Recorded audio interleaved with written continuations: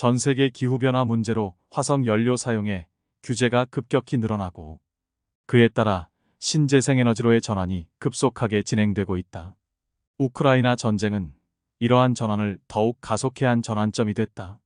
현재 태양광 및 풍력이 신재생에너지의 대부분을 차지하는데 문제는 날씨에 따라 전력 생산이 일정치 않아 주된 에너지원으로 쓸 수가 없었다는 것이다. 전기가 남아 돌 때는 남은 전기를 저장하지 못하고 모자랄 때엔 다른 발전소가 있어야 한다는 문제점 때문이다. 전기 저장 장치로 ESS가 있지만 용량이나 안전성 문제로 경제적이지 못하고 화재에 취약하다는 치명적인 약점이 있다.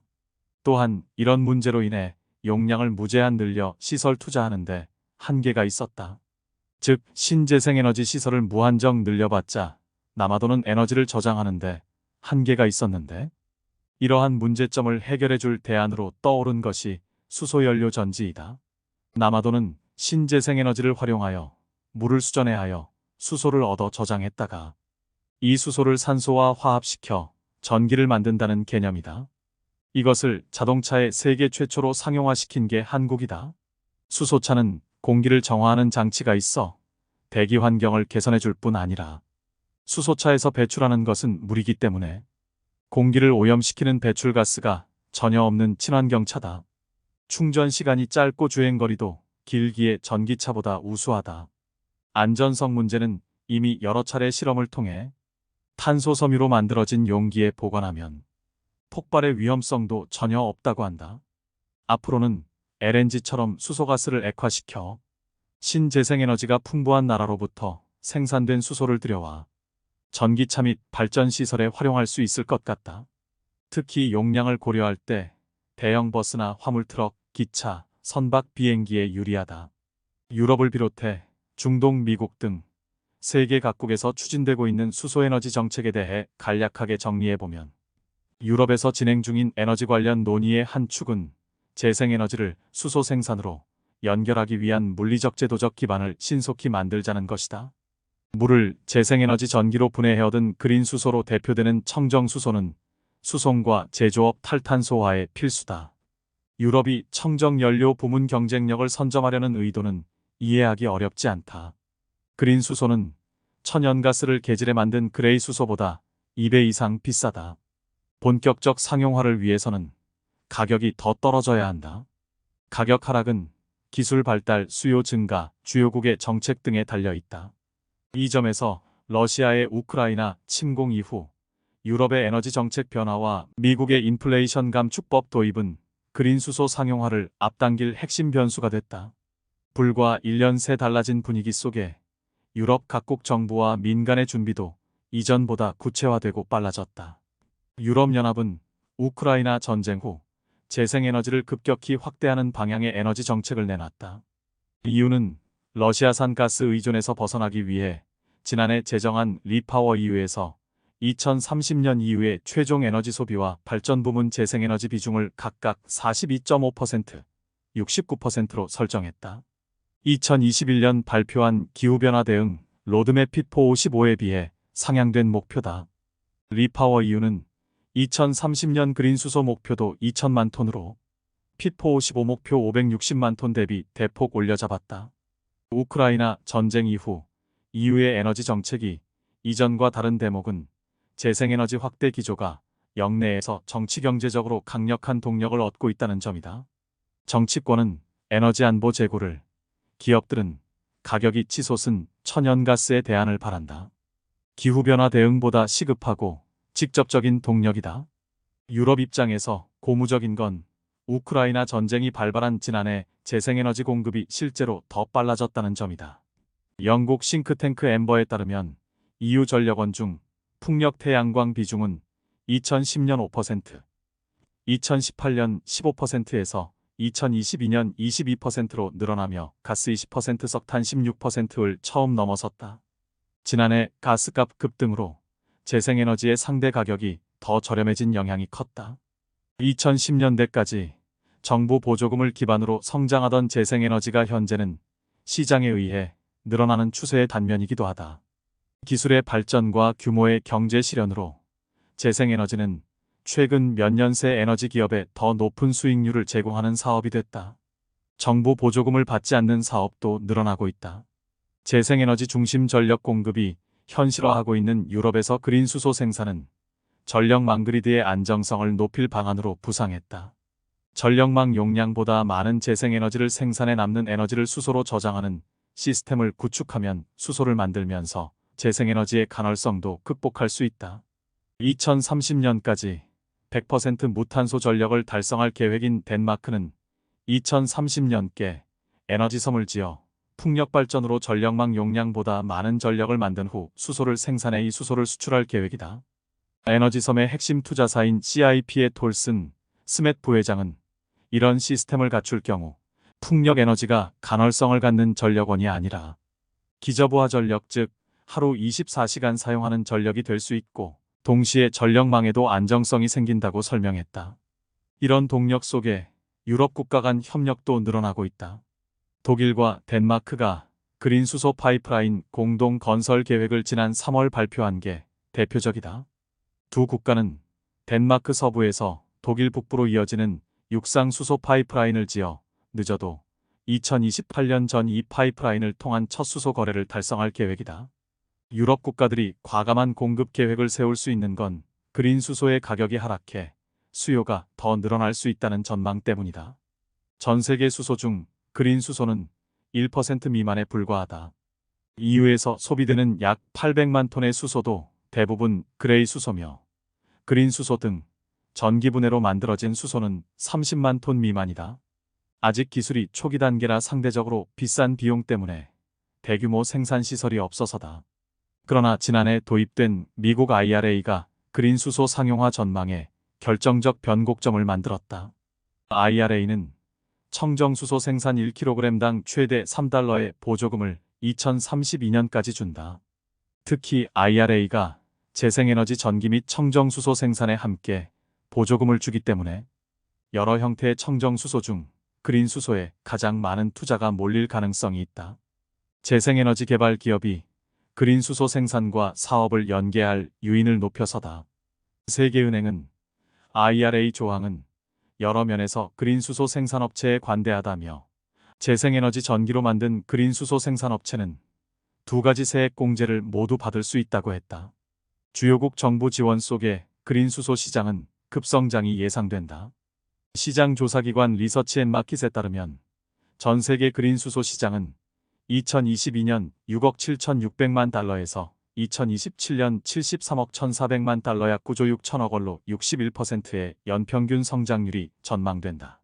특히 리서치앤마켓은 모빌리티가 그린 수소의 가장 중요한 최종 사용 산업이라며 수소는 화석 연료보다 단위당 에너지가 3배나 높기 때문에 기차, 비행기, 트럭, 버스, 심지어 해상 운송에도 이상적이라 했다. 현 시점에서 예상하는 것보다 그린 수소 생산이 더 빨리 늘어날 수도 있다. 재생에너지 전력 생산 비용이 이미 상당히 하락한 유럽에서는 수전해와 저장 기술이 얼마나 빨리 발전하느냐가 관건이다. 2020년대에는 주로 육상 풍력과 태양광 발전 기반 그린 수소 생산이 이뤄질 걸로 예상되나 2030년대엔 그린 수소 단가를 더 낮출 수 있는 해상 풍력 기반 그린 수소 생산 설비가 들어설 가능성이 높다. 덴마크 주요 에너지 업계 단체들이 통합해 설립된 그린 파워 덴마크의 얀 힐레버그 부대표는 지난달 27일 머니투데이와의 인터뷰에서 덴마크는 올해 소규모의 그린 수소 생산을 시작해 2030년까지 4에서 6기가와트의 재생에너지 기반 수전의 시설을 만들 계획인데 이 목표는 최소이고 더 늘어날 수 있다며 앞으로 2, 3년간 시장의 수요와 기술의 변화가 어떻게 나타나느냐에 따라 실제 생산 규모가 달라질 것이라 했다. 세계 최대 수전의 시설 구축하는 유럽연합과 독일은 그린 수소 생산을 늘리고 산업 전반에서 수소 사용을 확대하는 방향으로 수소 생태계 로드맵을 제시했다. 독일은 지난해 6월 발표한 국가 수소 전략에서 수소 생산 1위국에 오르겠다는 목표를 제시하고 수전의 기술 활성화에 나섰다. 내수를 우선 확대한 후 세계 시장으로 확장할 계획이다. 특히 국내 생산량으로는 수요를 다 충당할 수 없기 때문에 자국의 그린 수소 생산 기술을 수출하고 이를 활용해 해외에서 생산한 그린 수소를 도입하는 전략을 짰다. 유럽연합은 지난해 7월 발표한 수소 전략에서 세계 최대 규모의 수전의 생산시설을 구축하겠다고 밝혔다. 2024년 최소 6기가와트에서 시작해 2030년 최소 40기가와트를 설치하는 안이다. 수소 생산에는 2050년까지 238조에서 620조 원을 투자할 계획이다. 수소 저장과 운송, 충전소 등에는 86조 원을 투자한다. 수소 사용을 철강화학 등 산업용으로 확대하고 수송용 수요도 늘릴 계획이다. 이를 위해 2025년부터 주요 도로 150km마다 수소 충전소 설치를 의무화했다. 수소 전량 예산이 집행되면서 독일과 스페인, 포르투갈, 프랑스 등에서는 그린 수소 프로젝트가 다수 시작됐다. 스페인의 경우 안달루시아 지역 4개 풍력단지를 인근 태양광과 연계해 수전의 생산시설로 개발하는 방안이 추진되고 있다. 태양광과 풍력은 전력 생산 패턴이 달라 상호 보완적으로 운영할 수 있다는 장점이 있다. 그린 수소 생산에 중심을 두고 있지만 영국, 노르웨이와 공동으로 북해가스전을 이산화탄소 저장소로 활용하는 천연가스 이용 블루수소 생산 기술의 실증 사업도 추진하고 있다. 중동 국가들도 수소에너지에 적극적이다. 중동 국가의 정책을 살펴보자면 얼마 전 2023년 1월 30일 사우디에서 수소 및 청정에너지 분야에 한화로 336조 원을 투자하겠다는 발표가 나왔다. 수소의 선도적인 수출국이 되고자 하고 자국 내의 중공업 분야에도 수소를 공급하여 그린 철강, 그린 알미늄, 비료 등을 경쟁력 있는 가격으로 생산하겠다는 계획이다. 이미 2018년부터 300메가와트 규모의 태양광 발전소를 시작으로 태양광 프로젝트 8개, 수소 프로젝트 5개 등에 투자해왔고 사우디 국부펀드에서는 2060메가와트의 대규모 태양광 발전 건설 계획도 발표했다. 2060년까지 탄소 배출 제로가 목표다. 전력의 절반은 가스로, 절반은 신재생에너지로 충당한다는 계획이다. UAE도 태양광 단지와 솔라파크 등을 지었고 모리타니, 요르단, 아르메니아, 아제르바이잔, 인도네시아, 인도 등 해외 태양광 프로젝트 투자에도 적극적이다. 미국과도 2035년까지 1,000억 달러를 들여 청정에너지 100기가와트를 생산한다는 프로젝트에 합의했다. 걸프국들은 아프리카에도 눈독을 들여 탄자니아 등의 수소에너지 허브를 구축하려고 한다. 그동안 원유 및 가스 수출로 벌어들인 막대한 돈으로 차세대 에너지원의 가능성이 큰 신재생에너지와 수소에 투자하려는 큰 그림을 그리고 있는 셈이다. 이들 중동 국가에서 값이 저렴한 수소를 생산하는 단계에 이르면 전 세계 에너지 시장은 수소로 급격히 바뀔 수도 있을 것이다. 미국의 수소 정책을 살펴보자면 미국처럼 화석 연료가 풍부한 나라는 이산화탄소 포집 저장 기술을 적용한 블루수소도 최대한 활용할 계획이다. 천연가스를 개질해 수소를 만든 뒤 이때 나온 이산화탄소를 포집해 빈 가스잔에 집어넣는 방식이다. 가격 경쟁력과 실효성에서 회의적인 시각이 크지만 2050년 탄소 중립을 위해 있는 걸 다해야 하는 상황에서 시도 자체는 의미가 있다. 발전 분야에서는 연료전지, 발전과 함께 기존 LNG, 가스터빈을 개조한 수소 혼소 및 전소, 암모니아 석탄, 암모니아 LNG 혼소 기술도 개발되고 있다. 미국 111 프로젝트. 미국은 대규모 투자로 미국 전역에 4개 이상의 수소산업 허브를 조성할 계획이다. 이를 위해 2022년부터 2026년까지 80억 달러 약 9조 5천억 원의 연방정부 예산을 지원해 수전해 장치 기술 향상과 상용화, 청정수소 생산과 운송 저장 등에 투자하기로 했다. 목표는 그린 수소와 블루 수소를 합한 청정수소 가격을 2020년 1kg당 5달러에서 2026년 2달러로 낮추는 것이다. 예산 규모는 전기차 충전 인프라 75억 달러보다 크다. 블루 수소와 연계된 탄소 포집 활용 부문 예산 87억 달러를 합치면 그 의미가 더 커진다. 수니타 사티아 8 미국 에너지부 수소연료전지기술국장은 지난 9월 14일 열린 수소경제와 한국의 수소기술 심포지엄에서 바이든 대통령은 지난 4월 에너지 장관에게 기후위기를 해결할 결정적 기술들의 개발에 속도를 내줄 것을 요청했다면서 모든 분야가 혁신을 요구하는 만큼 단일한 기술이 해법이 될 순 없다고 말했다. 미국 정부가 수소를 탄소 중립을 위한 핵심 수단으로 보고 있다는 뜻이라면서 미국 에너지부가 지난 6월 가진 수소 프로그램 연례 평가 회의에서 10년 내로 청정수소 가격을 1kg당 1달러로 만들겠다는 1 목표도 세웠다고 소개했다. 미국 정부의 수소 예산안은 수소 생산을 위해 재생에너지뿐만 아니라 천연가스와 석탄 발전, 원전을 이용하는 것까지 허용했다. 다만 천연가스, 석탄 발전은 탄소 포집 설비를 설치해야 한다. 수소 활용도 자동차 등 교통부문과 전력, 민간 상업용 시설 등으로 다양화했다. 윤창원 포항공대 화학공학과 교수는 유럽의 전략은 확실히 그린 수소 쪽에 무게가 크게 실렸지만 미국은 자신들이 가진 셰일가스 등의 천연자원과 이산화탄소 포집 저장 CCS 기술을 최대한 활용하는 전략을 세웠다고 설명했다. 해외 수소 생산기지 확보 나선 일본은 차세대 성장 동력으로 수소에 주목하고 오래전부터 수소 생산 기술을 쌓아왔다. 일본의 전략은 독일과 비슷하다. 앞선 수소 생산 기술을 수출해 해외와 공동으로 청정수소를 개발하고 수입하는 전략이다. 신에너지 산업기술 종합개발기구가 연구개발 국제협력의 중심에 있다. 수소 액화플랜트, 암모니아 공정, 액상 유기 수소 저장체 LOHC 등 수소 저장 기술과 해상운송에서도 선두 그룹에 있다. 세계에서 가장 먼저 액화수소 운반선을 만들어 호주에서 실증 사업을 추진하고 있고 브루나이에서는 LOHC에 기반을 둔 수소 저장 추출 시스템을 시험하고 있다. 일본은 수소 생산 저장 운송 관련 상용화나 실증 사업 규모에서 우리보다 한 발 앞서 있다. 한 끗 차이로 시장을 장악할 수 있다는 점에서 이 분야 연구개발 투자를 더 적극적으로 진행할 필요가 있다.